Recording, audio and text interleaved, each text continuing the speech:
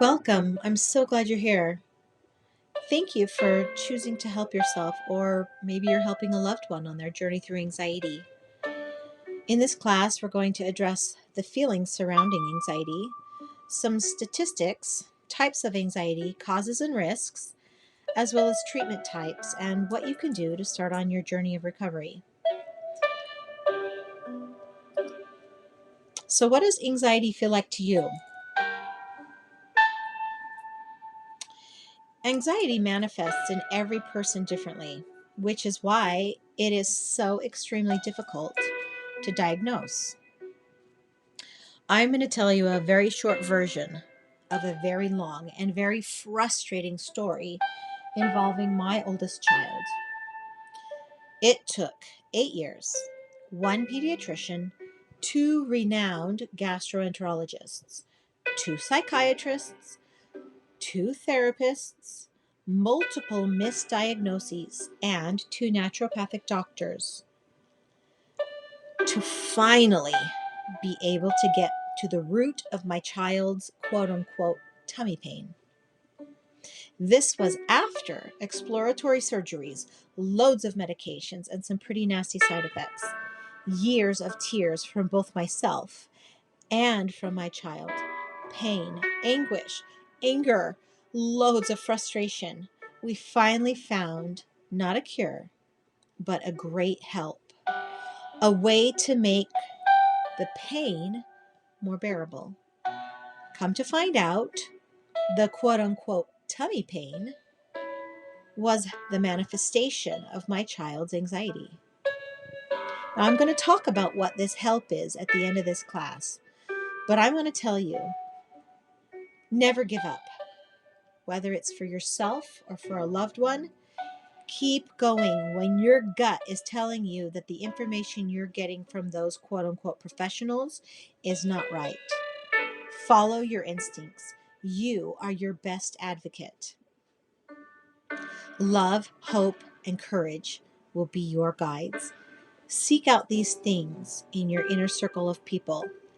Take the recommendations that you trust and implement them. According to the Anxiety and Depression Association of America, anxiety disorders are the most common illness in the US. Now you'll notice that there aren't any statistics here for ages under 13. There really isn't anything out there that's published. But what I find scary is that out of all the people who are diagnosed with anxiety, only 38% reach out to get help. Now, why is that? Is it because you don't know where to start? Are you too overwhelmed? Is the hurdle just too big to overcome? Are you ashamed? Whatever it is, we're going to work through it in this class. Now, experiencing occasional anxiety is a normal part of life. However, people with anxiety disorders and common anxiety frequently have intense, excessive, and persistent worry and fear about everyday situations. Now, often anxiety disorders involve repeated episodes of sudden feelings of intense anxiety and fear, or sometimes terror. And that terror and fear is reached within minutes. Talking about panic attacks. Symptoms may start during early childhood development. Sometimes they don't show up until puberty, and sometimes not until childhood. Remembering anxiety is a normal emotion. It's your brain's way of reacting to stress and alerting you of potential danger ahead. Everyone feels anxious now and then. For example, you may worry when faced with a problem at work, maybe before taking a test at school, or before making a really important decision. Occasional anxiety is okay, but anxiety disorders are different. They're a group of mental illnesses that cause constant and overwhelming anxiety and fear. The excessive anxiety can make you avoid work, school, family get-togethers, and other social situations. So let's look at common anxiety. Common anxiety is going to create feelings of nervousness, restlessness, and and perhaps you might feel tense, having a sense of impending danger, panic, or doom, having an increased heart rate, or hyperventilating. It can cause sweating, trembling, might make you feel weak or tired. It can cause trouble concentrating. It may make you have trouble sleeping, experiencing gastrointestinal problems, having difficulty controlling worry, having the urge to avoid things that trigger those anxieties. So that's common anxiety. Now, talking about anxiety disorders. There's going to be some commonalities between what we just talked about, common anxiety and anxiety disorders. But the difference is that anxiety disorders, they're not going to go away without professional help and internal work. Here's a short list of a few of anxiety disorders. Agoraphobia. It's a type of disorder which you fear and often avoid places or situations that you think are going to cause you panic, might making you feel trapped or helpless or even embarrassed. Anxiety disorders due to medical conditions. These are going to include symptoms of intense anxiety or panic that are caused directly by a physical health problem. Then there's generalized anxiety disorders. These include persistent, excessive anxiety and worry about activities or events. Now, even ordinary routine issues can cause generalized anxiety disorders. The worry that you get from this is out of proportion to the actual circumstances, meaning it's going to be difficult for you to control and affects how you feel physically. It might make you feel ill. It can often occur with other anxiety disorders such as depression. Now, panic disorders. These involve episodes that are repeated, giving you sudden and intense feelings of anxiety or fear or terror. Panic attacks. You may have feelings of impending doom, shortness of breath, chest pain, heart palpitations, and sometimes you might feel like you're choking or having a heart attack. And this may cause you to worry about them happening again, repeatedly, making you avoid situations where you've had these feelings in the past. Select mutism is another anxiety disorder. It's a consistent failure of children to speak in certain situations, such as school, even when they speak in other situations where they're comfortable. This can interfere, obviously, with school, work, and social functions. Substance abuse induced anxiety disorder. This comes with the use of certain medications and illegal drugs. And sometimes it comes from withdrawals of certain drugs, and these can trigger symptoms of anxiety disorders. Social anxiety disorder, or social phobias, involves high levels of anxiety, fear, or avoidance of social situations due to your feelings of embarrassment, social consciousness, and the concern about being judged or viewed negatively by others. Now, there's other specific phobias, which are characterized by major anxiety when you're exposed to an object or a situation. Phobias are also called social phobias, is when you feel overwhelmed with worry and self-consciousness about everyday social situations. You're obsessive about being judged by others or embarrassed or ridiculed. You have intense fear of a specific object or situation, such as heights or flying. And this fear goes beyond what's appropriate and may cause you to avoid this. Separation anxiety disorder. This disorder is characterized by anxiety that's excessive, usually for children's development, and related to separation from parents or others who have a parental role. Now, little kids are not the only ones who feel scared or anxious when a loved one leaves. Anyone at any age can experience separation anxiety disorder. If you do, you'll feel very anxious or fearful when a person you're close to leaves or dies.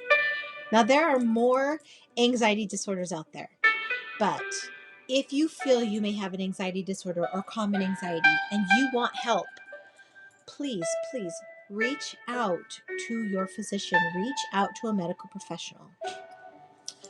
Causes of anxiety disorders are not fully understood. It is a mix of life experiences. It can be caused by traumatic events. They can trigger anxiety disorders.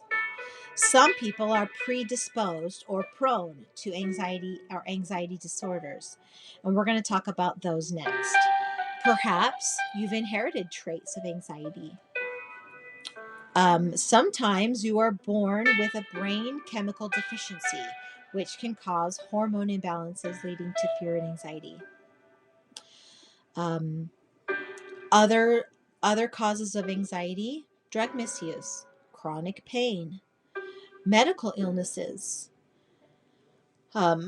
Irritable bowel syndrome can cause anxiety. Also, rare tumors. And sometimes medications can cause anxiety. All right, let's look at those who are at greater risk for anxiety.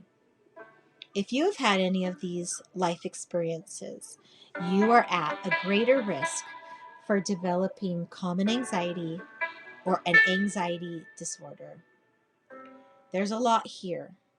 There's also a lot that I have not listed here.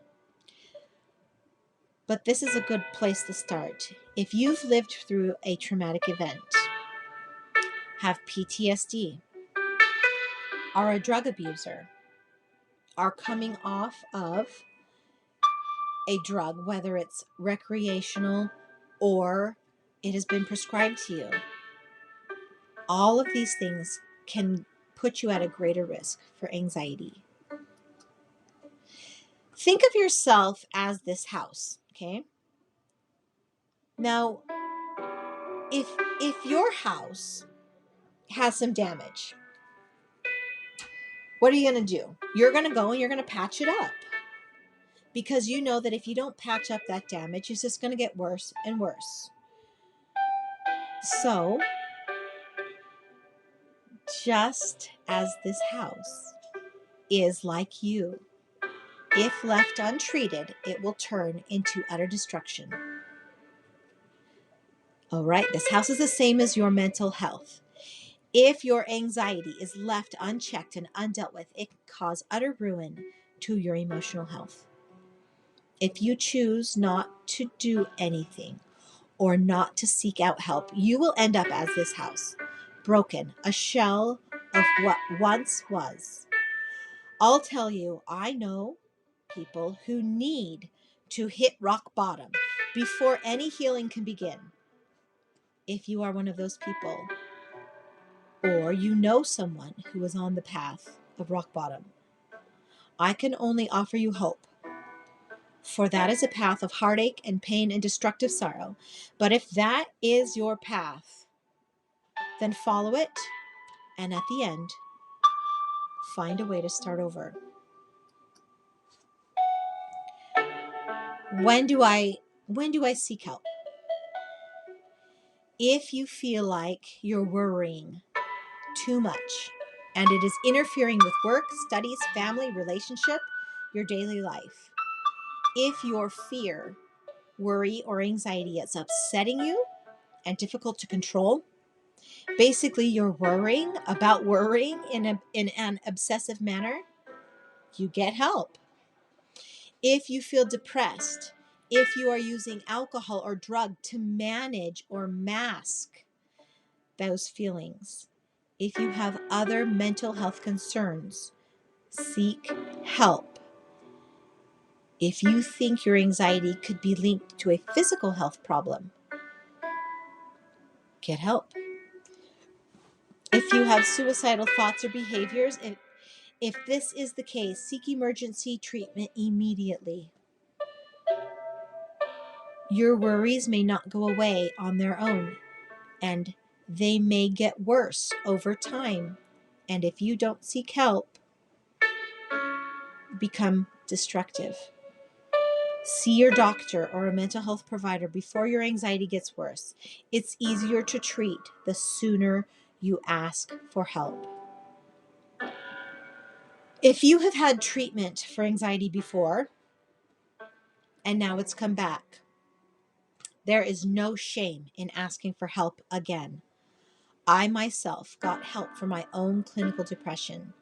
I was feeling great after I got help. And then I slowly, and with the support of my physician, started to wean myself off my antidepressants. As I did this, I started to feel that dreaded emotional yuck. So I told my physician how I was feeling. I talked to them, and while continuing to wean myself off of my antidepressants, I was able to get more help while still being able to get off my meds. There is no shame to ask for help and ask for help again. Treatments can reduce and manage symptoms. Usually people dealing with anxiety use a few in tandem. Now, medication is usually the thing people think of first when seeking treatment, but it doesn't have to be. Some of the typical Western medications include anti-anxiety medications called benzodiazepine, as well as buspirone, which is also called Buspar. Those are specific to anti-anxiety meds. But then there's also SSRIs, which is called selective serotonin reuptake inhibitors, and SNRIs, serotonin norepinephrine reuptake inhibitors, and one more called MAOIs, called monoamine oxidase inhibitors. And these three are considered specifically antidepressants, but are used well to try to get anxiety under control. Now, there are also medications called beta blockers, anticonvulsants, and antipsychotics. These can all be used for anxiety. But it is always a good idea to speak to your doctor about your symptoms and even a psychiatrist before you consider taking any medications. And always be aware of the side effects and possible addictions that can come with taking any medication. Now, three other treatment types are psychotherapy, otherwise known as talk therapy, CBT or cognitive behavioral therapy, and group therapy. And if you'd like to know more about any of these types of treatments, you'll see the sources I've listed at the bottom of the slide on the right-hand corner. And at the end of this class, I have source pages, and you can find those sources there and more detailed about all of these terms I've just thrown at you. You're also going to find things to use and websites which cater to help you on my resources page, on my home page in my blog. Whatever you choose to use to assist you through your journey, make sure you're comfortable with the outcomes and make changes when you don't feel something is working for you any longer.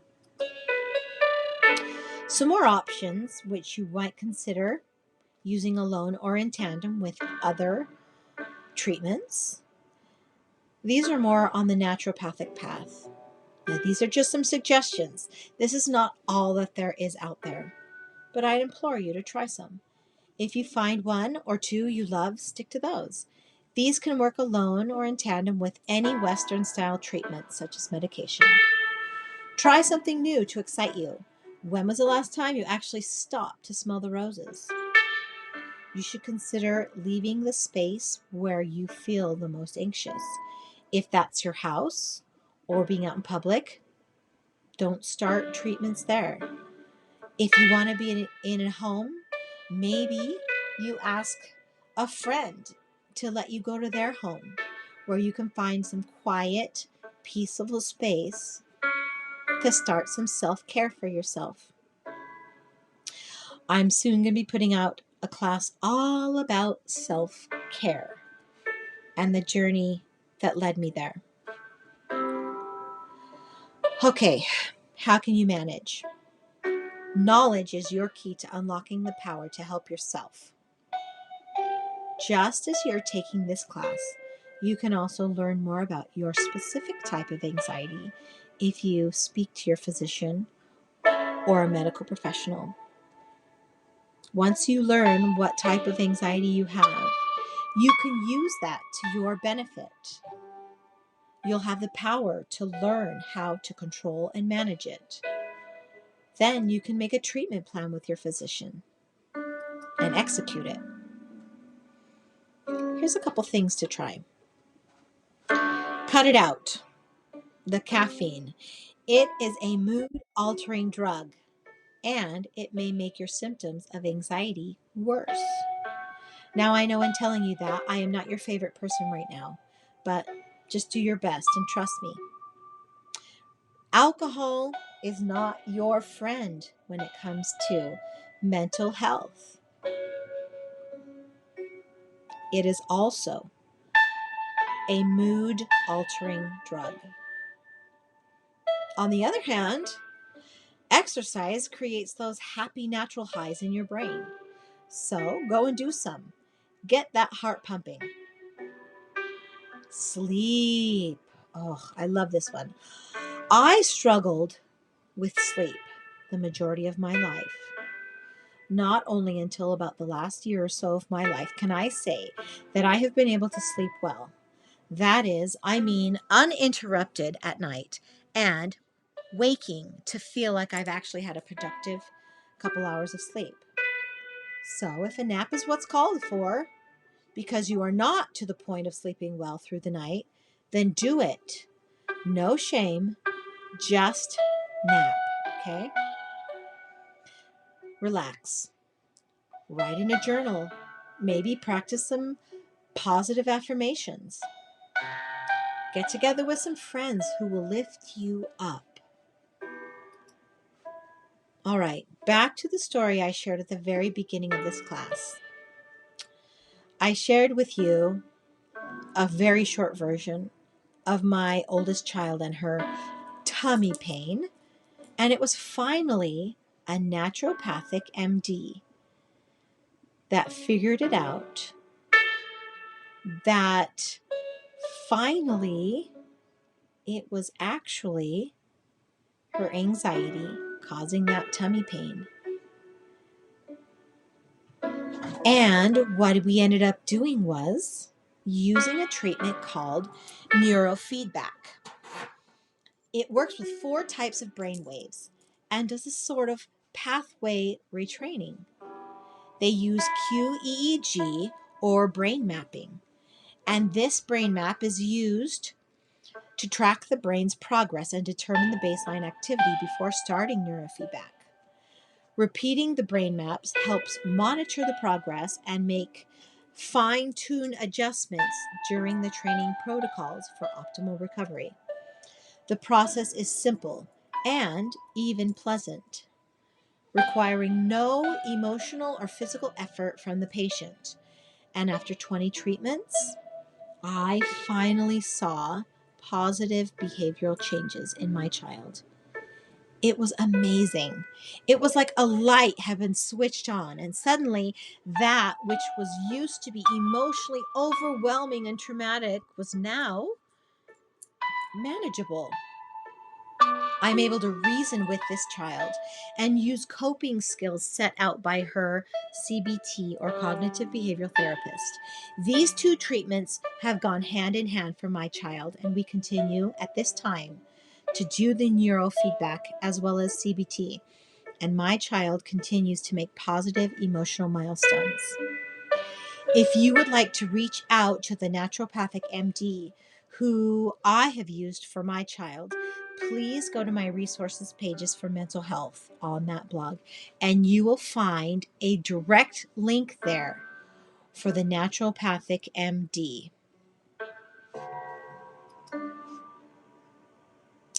These are my sources. Feel free to copy and paste them into your own search engines, and that way you can get the specific details of what we talked about here. I hope you learned something, and I hope you found hope and feel uplifted. Hope you feel that there is hope. You can find help for your anxiety. And if you did, take a look at my other classes and see what I offer there. Go to my blog, unshamed.co, and click on my classes and products tab. There you're going to find not only classes, but some fun products to try. You can find me under these social media sites, and feel free to contact me if you have any other questions.